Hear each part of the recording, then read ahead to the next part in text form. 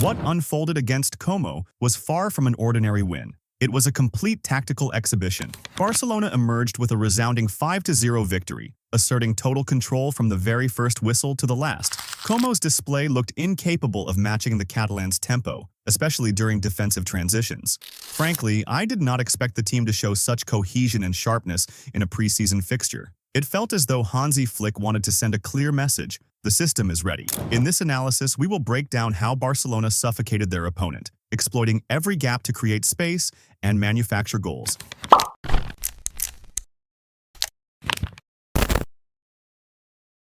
Welcome to Cadro Sport.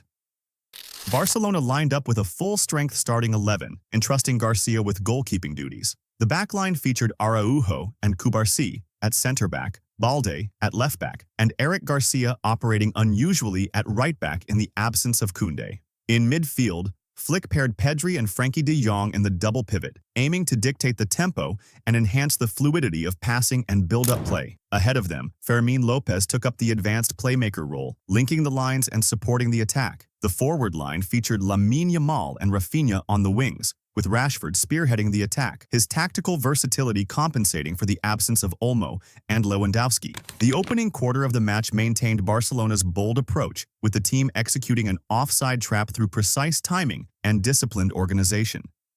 The nearest defender to the ball carrier would lead the defensive step-up, with the rest of the backline moving in unison towards the same reference point, restricting passing lanes and forcing the attacker into clear offside positions. High press and the pressure trap. Barcelona implemented an aggressive high press from the first minutes, aiming to disrupt Como's build-up and confine them to tight spaces. The concept revolved around channeling the opponent towards one flank and shutting down passing routes before swiftly switching the press to the opposite side once the ball moved, creating what is known as a pressure trap, forcing mistakes or lapses in focus under relentless intensity. Offensively, from the very first quarter, Rashford played a pivotal roaming role in linking play across the pitch. When Lamine received the ball on the right, he intelligently drifted into the central channels and behind the defensive line, constantly stretching Como's back four with vertical threats. When the ball switched to Rafinha on the left, Rashford connected seamlessly with him, anticipating Balde's forward runs to exploit the vacated space and generate overloads on the left wing.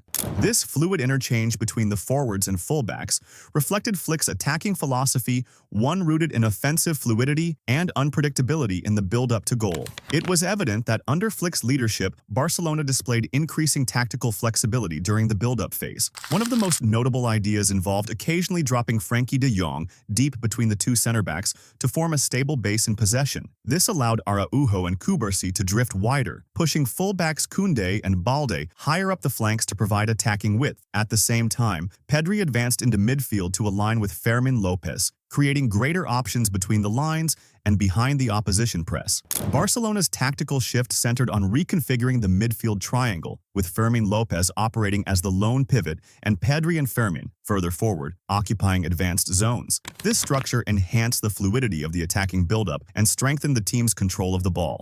The approach paid off with a superb opening goal scored by Fermín López, who proved instrumental in the attacking phase and later contributed to another goal. The Catalans imposed complete control over proceedings during possession phases, dictating the game's tempo and circulating the ball with precision, wearing down the opponent's defense. Upon losing possession, the team executed an immediate and effective counterpress, enabling them to win the ball back swiftly in advanced areas. They excelled in rapid attacking transitions and displayed exceptional efficiency in stifling Como's attacking efforts, leaving the opposition without any genuine chances to threaten the goal. Fermín López's second goal, Barcelona's third, came from a clever strike played against the movement of both the defenders and the goalkeeper. This extended the score to 2-0, and López continued his pivotal role in creating chances. Linking up with Lamine Yamal, he initiated an excellent attacking move, sparked by a well-timed pass request and an intelligent run from Rashford in behind the defensive line.